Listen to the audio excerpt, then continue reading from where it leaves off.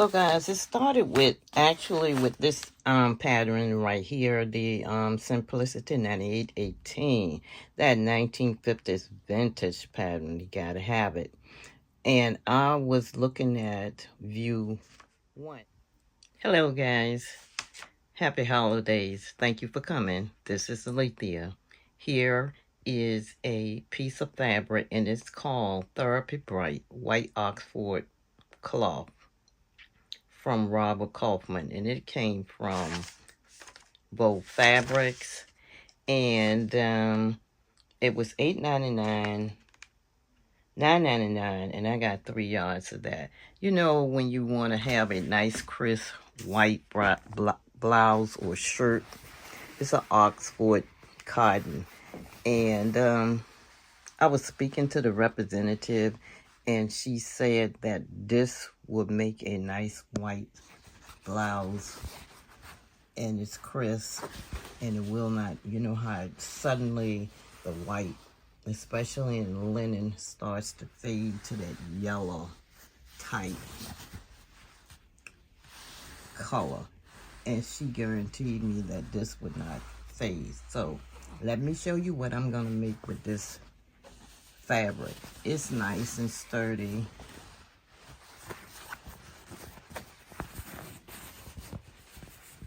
Nice weight, nice quality. I always like a nice, crisp, white shirt. So guys, it started with, actually with this pattern right here, the Simplicity 9818, that 1950s vintage pattern. You gotta have it. And I was looking at view 1. It reminds me of a blouse that my mom took a picture in before when I was a little girl. I love that style.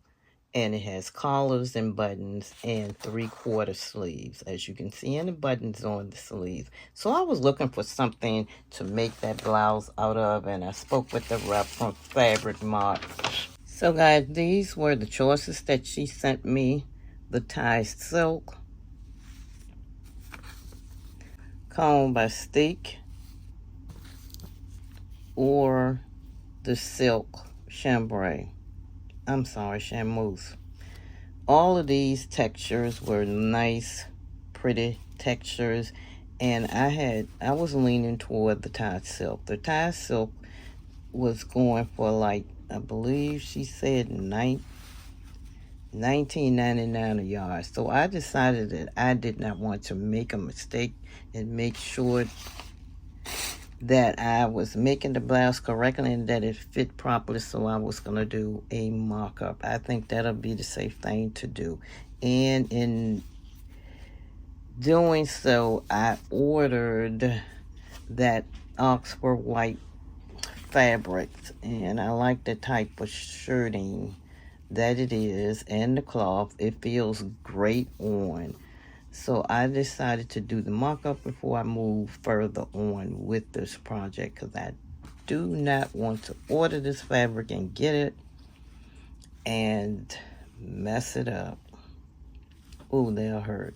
But it's beautiful, beautiful fabric. I don't know if you can see the texture of it and the little sheen that's in it, and the lines. It feels great.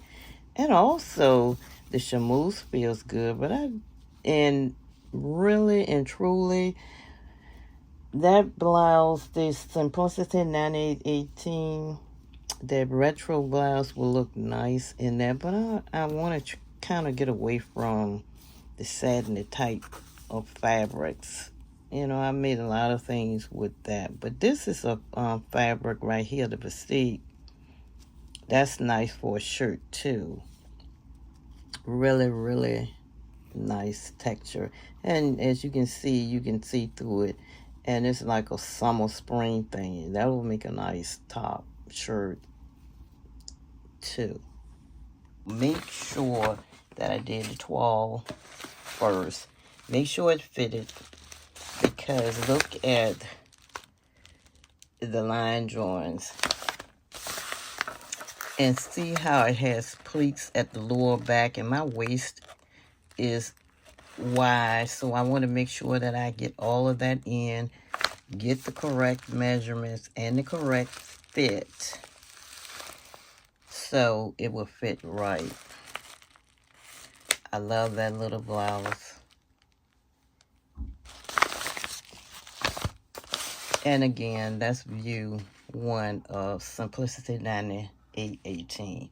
So the second pattern that I was looking at for a nice shirt is Simplicity 9952. Why? Because I like this A. It's a loose fitting shirt. It has a button down front and it's rated easy to sew. So I want view A. So I'm going to try to get both shirts out of that fabric that I just got from Fabric Mark. So here are the line joins for A.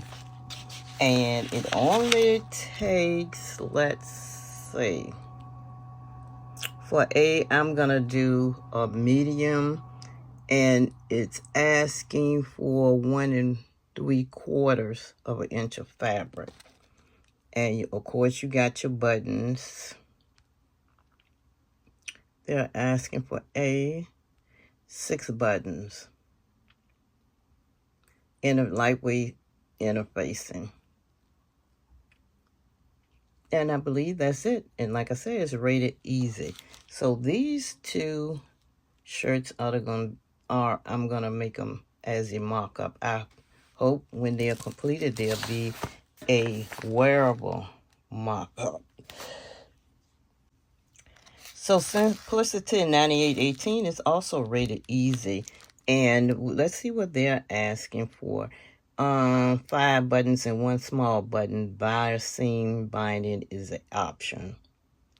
And that shirt view 1, I'm gonna sew a 16. So 1 is asking for 2 1/8. Let's see. Yeah, 2 1/8. I'm gonna try to squeeze it out of that fabric because of my height. I can shorten the length of the blouse. So let's look further. So here we are now, almost at the completion of the blouse. Here's the collar, the front of the blouse, which has to, the buttonholes has to be attached. And here is the sleeve ends here, and we are here applying the hem. Next comes the buttonholes down the front of the shirt, and that will be it.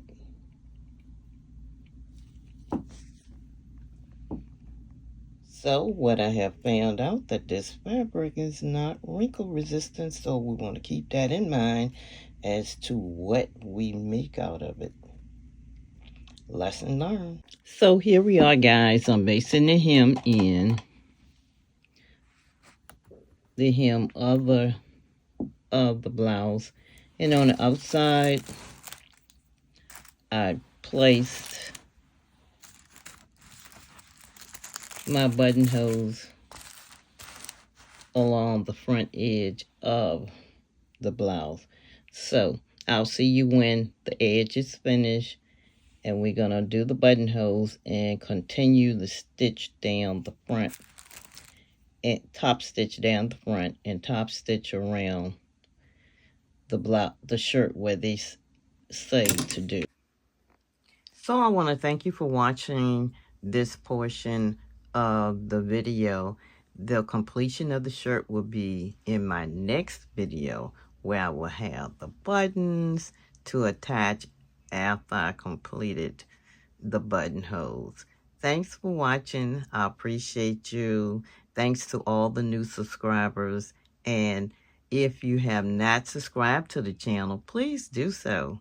Thanks for watching. Sweet inspirations to all. Bye.